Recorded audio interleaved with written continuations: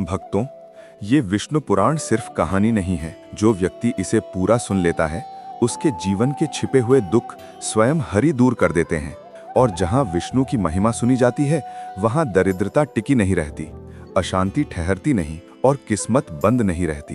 पर याद रखना, इस पुराण को सुनने का अर्थ केवल लाभ पाना नहीं है। ये आपके दिल, आपके भय और आपकी किस्मत को बदल देने वाला अनुभव है। भक्तों, क्या आपको कभी ऐसा लगा है कि आप लोगों के बीच होते हुए भी अकेले हैं? भीड़ है, शोर है, मोबाइल की चमक है, पर अंदर कहीं गहरा एक अजीब सी खाली जगह है, जहां ना कोई आवाज पहुंचती है, ना कोई अपना।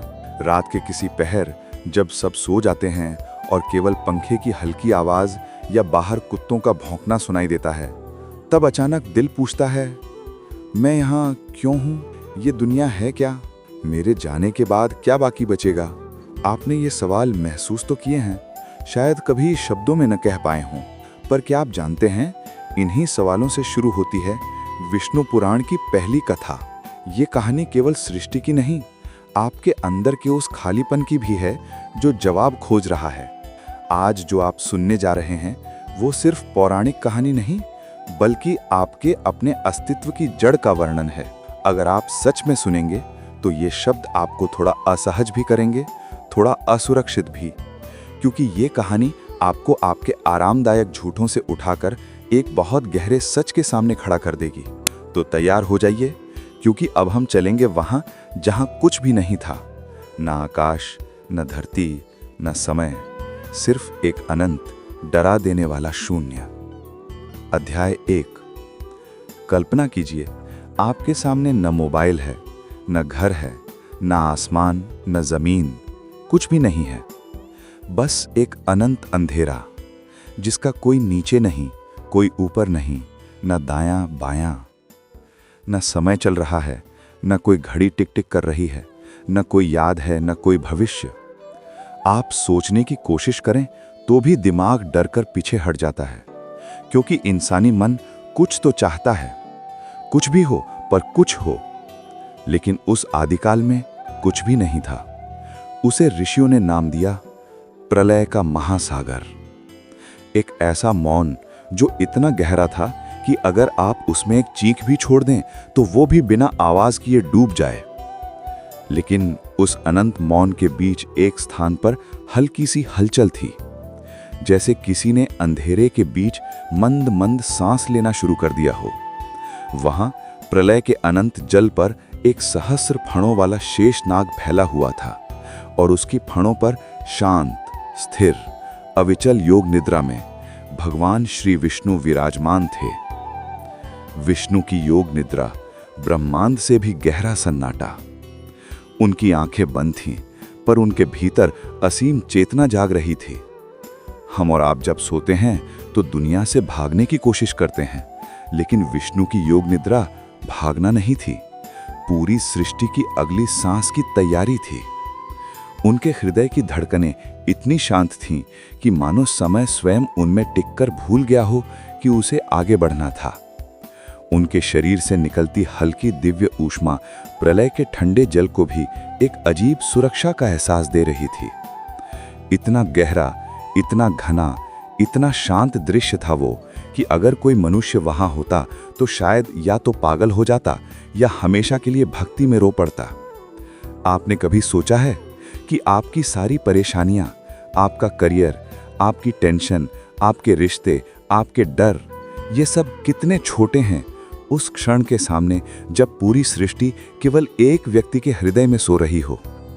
वो व्यक्ति, वो सत्ता थी श्री हरि विष्णु। प्रलय के उस मौन में अचानक एक बहुत सूक्ष्म परिवर्तन हुआ। विष्णु की नाभि पर एक हल्की सी सुनहरी चमक दिखाई दी, जैसे किसी ने एक चिंगारी घने काले अंधेरे में रख दी हो। वो चिंगारी बढ़ने लगी, फैलने लगी, एक आकार लेने लगी। धीरे धीरे वहां से एक कमल निकलने लगा, जैसे गर्भ से निकलते हुए शिशु की तरह। उस कमल की हर पंखुड़ी से ऐसा लग रहा था कि कोई अनकही याद, कोई भूली हुई प्रार्थना, कोई अनजान संभावना जन्म ले रही हो। वो साधारण फूल नहीं था, वो सृष्टि का पहला प्रश्न था, क्या मैं प्रकट हूं? और विष्णु की नाभि से निकला ये कमल ऊपर ऊपर ऊपर उठता गया, अनंत अंधकार को चीरता हुआ। आज जब आप अपने जीवन में किसी बड़ी उलझन में फंसते हैं, किसी प्रलय में, तो याद रखिएगा, इसी तरह आपके भीतर भी कोई एक कमल उठता है। कोई विचार, कोई सवाल, कोई फैसला जो आपको अंधकार से बाहर ले जाने की कोशिश करता है। ब्रह्मा का जन्म, पहला डर, पहला सवाल।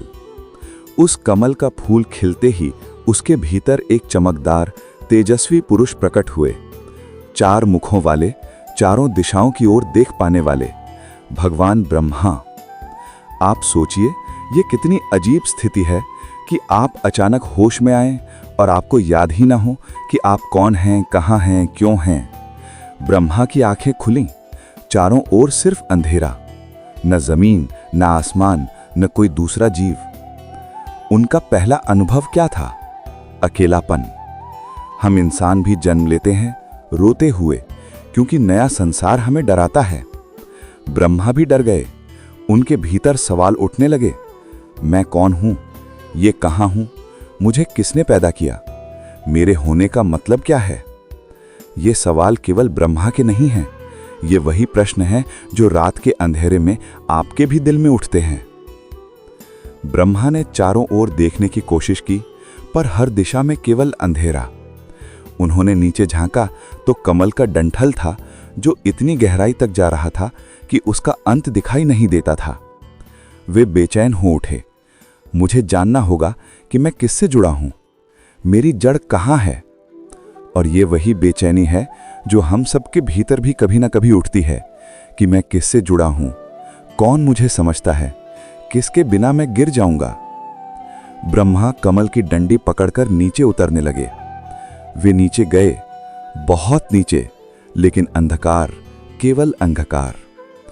कुछ समय बाद उनके भीतर भय और थकान ने घर कर लिया। शायद मैं अकेला हूं, शायद मेरा कोई जनक ही नहीं है, शायद मैं बस यूं ही अस्तित्व में आ गया हूं। आपने कभी जीवन में ऐसा महसूस किया है कि मेरा कोई नहीं है, कि मैं अकेला ही सब झेल रहा हूं? ब्रह्मा ठीक उसी मोड़ पर थे।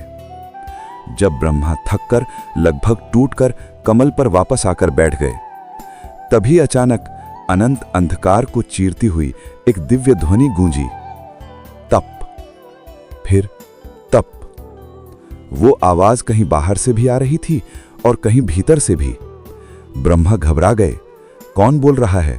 पर उस आवाज में न धमकी थी, न गुस्सा, बल्कि एक शांत आदेश था।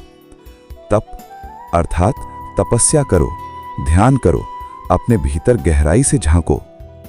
आज भी जब हम बिखर जाते हैं, जब बाहर कोई रास्ता नहीं दिखता, तो कहीं ना कहीं से एक हल्की सी आवाज उठती है, रुक जाओ, शांत हो जाओ, अंदर जाओ, उत्तर बाहर नहीं, भीतर है। ब्रह्मा ने वही किया जो हम में से बहुत कम लोग करते हैं।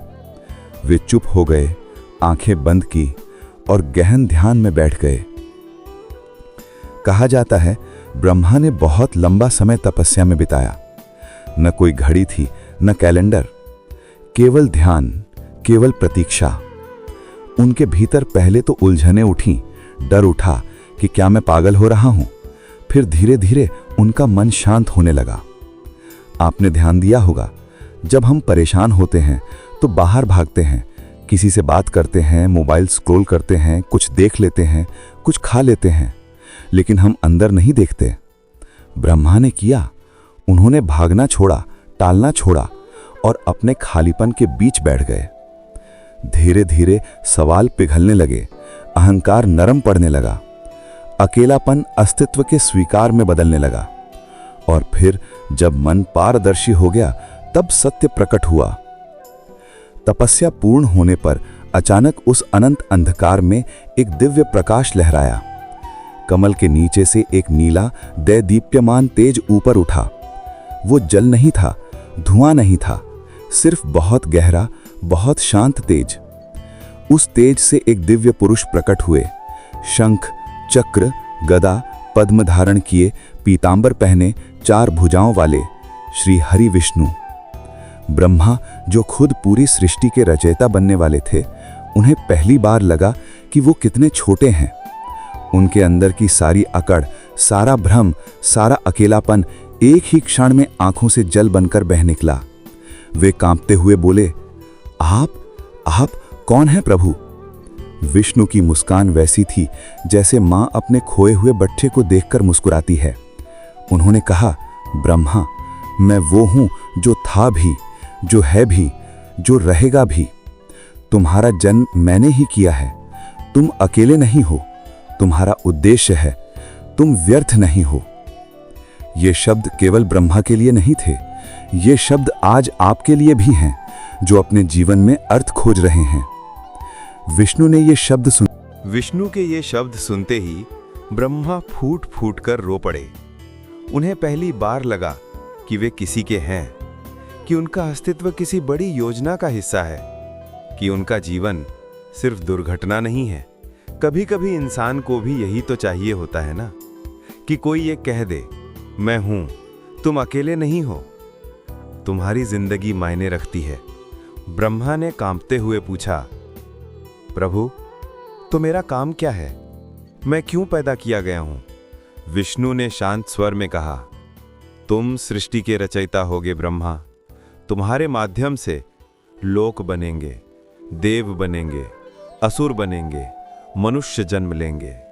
तुम्हें सब कुछ रचना है मेरे संकल्प के अनुसार। ये सुनकर ब्रह्मा के भीतर डर और गर्व दोनों साथ साथ उठे। क्या आपने कभी ऐसा काम लिया है जो बहुत बड़ा हो और आप सोचें, मैं कर भी पाऊंगा या नहीं? ब्रह्मा भी उसी मनोदशा में थे। जब ब्रह्मा तैयार हुए तो विष्णु ने उन्हें सृष्टि की गहराई समझाई। अचानक ब्रह्मांड में 3 सूक्ष्म शक्तियां सक्रिय हो उठीं, सत्व, रजस, तमस। सत्व शांति, प्रकाश, सत्य। रजस गति, इच्छा, महत्वाकांक्षा। तमस आलस्य, अंधकार, जड़ता। विष्णु बोले, ये केवल तत्व नहीं है ब्रह्मा, ये हर जीव के भीतर रहेंगे। हर मनुष्य के निर्णय, हर भावना, हर डर, हर पाप पुण्य इन्हीं के संतुलन से बनेंगे। आपने महसूस किया है, कभी आप बहुत साफ, बहुत शांत, बहुत अच्छे बनना चाहते हैं, ये सत्व है।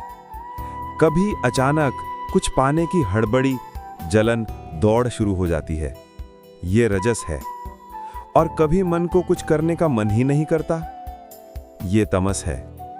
ये त्रिगुण यहीं से शुरू हुए, विष्णु की उपस्थिति में, ब्रह्मा की सृष्टि के साथ। फिर ब्रह्मा ने सृष्टि का संकल्प किया। उनके संकल्प से 5 महान तत्व प्रकट हुए, आकाश, वायु, अग्नि, जल, पृथ्वी। ये सिर्फ बाहरी तत्व नहीं थे, हमारे भीतर भी इनका रूप है। आकाश हमारी कल्पना और खालीपन, वायु हमारे विचारों की गति, अग्नि हमारी भूख, क्रोध, ऊर्जा, जल हमारी भावनाएं, पृथ्वी हमारा स्थायी स्वभाव, आदतें। इन 5 तत्वों के मिलने से एक दिव्य स्वर्णिम हिरण्यगर्भ उत्पन्न हुआ, ब्रह्मांडीय अंड। उसी से आगे लोक निकलने लगे, दुनिया का ढांचा बनने लगा। सब कुछ बन गया, पर दिल फिर भी खाली। समय बीतता गया, ब्रह्मा ने लोक बनाए, देवों को रूप दिया, असुरों की उत्पत्ति हुई, त्रियक यानी पशु पक्षी उत्पन्न हुए। देखने में सब पूरा था, फिर भी ब्रह्मा के हृदय में एक अजीब खालीपन बचा हुआ था। उन्होंने विष्णु से कहा, प्रभु, इतनी सारी सृष्टि हो गई, फिर भी लगता है जैसे कुछ अधूरा है, जैसे कोई ऐसा नहीं जो इन सब के बीच खड़ा होकर सोचे, महसूस करे, डरे, रोए, समझे। विष्णु ने गहरे स्वर में कहा, क्योंकि अभी मनुष्य नहीं आया ब्रह्मा। मनुष्य आएगा तो सृष्टि खुद को देख पाएगी, खुद पर सवाल उठा पाएगी, खुद से डर भी पाएगी और खुद को जान भी पाएगी। फिर ब्रह्मा ने मन लगाकर संकल्प किया। सृष्टि में पहली बार ऐसा जीव प्रकट हुआ जो पूरी तरह देव भी नहीं था, पूरी तरह असुर भी नहीं, पूरी तरह पशु भी नहीं। वो था मनु। और उनके साथ प्रकट हुई शतरूपा। ये दोनों सिर्फ पति पत्नी नहीं थे, ये मानव जाति की जड़ थे। जब मनु ने पहली बार इस विशाल संसार को देखा तो उनके भीतर भी एक अजीब डर उठा। मैं कौन हूं? मैं इतनी विशाल सृष्टि में कितना छोटा हूं? कहीं मैं भी बाकी सब की तरह एक दिन खत्म ना हो जाऊं? क्या मेरा होना मायने रखता है? हर संवेदनशील इंसान कभी न कभी ये सवाल पूछता है, और यहीं से मनुष्य की इनसिक्योरिटी शुरू होती है। वो इनसिक्योरिटी जो उसे गिराती भी है और उठाती भी है। विष्णु जानते थे, मनुष्य को केवल शरीर देना काफी नहीं, उसे एक दिशा भी चाहिए। इसलिए सृष्टि में एक दिव्य सत्ता प्रकट हुई, धर्म। धर्म कोई किताब नहीं था, कोई समाज का नियम नहीं, बल्कि वो चेतना थी जो हर मनुष्य के भीतर फुसफुसाकर कहती है, ये गलत है, ये सही है, ऐसे मत करो, ये किसी को चोट पहुंचाएगा। धर्म को देखकर मनु के आंखों में पानी आ गया। उन्होंने महसूस किया कि वे अकेले नहीं हैं। उनके भीतर कोई है जो उन्हें सही गलत बताएगा, जो उनके हर कर्म का हिसाब रखेगा। विष्णु ने मनु से कहा, तुम्हें डर लगना स्वाभाविक है, पर याद रखना, डर तुम्हें रोकने के लिए नहीं, जगाने के लिए आता है। तुम गलती करोगे, सीखोगे, गिरोगे, उठोगे। यही मनुष्य होने का सौंदर्य भी है और दर्द भी। आपका स्थान इस कहानी में। ये कथा यहाँ खत्म नहीं होती, लेकिन पहला अध्याय यहीं एक गहरी बात कहकर विराम लेता है। आप आज जहाँ बैठे हैं, जो भी सुन रहे हैं, आप भी उसी सृष्टि का हिस्सा हैं जो विष्णु की नाभि से निकले कमल से शुरू हुई थी। आपका डर, आपकी टेंशन, आपका अकेलापन, आपके सवाल, ये सब बेकार नहीं है। ये सब संकेत हैं कि आपके भीतर भी तप की आवाज गूंज रही है। आपके जीवन का भी कोई उद्देश्य है, चाहे अभी धुंधला हो। विष्णु ने ब्रह्मा से जो कहा था, तुम अकेले नहीं हो ब्रह्मा, उसी तरह आज ये कथा आपसे कह रही है, तुम भी अकेले नहीं हो। तुम्हारा भी एक स्थान है इस अनंत सृष्टि में, और तुम्हारी कहानी अभी शुरू ही हुई है। तो भक्तों, ये थी विष्णु पुराण की अध्याय 1 कथा। अगर आपको अपने जीवन से सारी दुख परेशानियां खत्म करनी है तो ऐसे ही विष्णु पुराण की सारी अध्याय सुने। और जल्द ही हमारे इसी चैनल पर अध्याय 2 आने वाला है, तो सबसे पहले इस अध्याय को सुनने के लिए हमारे चैनल को सब्सक्राइब जरूर कर लें और इस वीडियो के कमेंट में श्री विष्णु का नाम जरूर लिखें। अब हम आपसे अध्याय 2 में मिलेंगे। तब तक के लिए हर हर महादेव, और आप सब लोग अपना ध्यान जरूर रखें।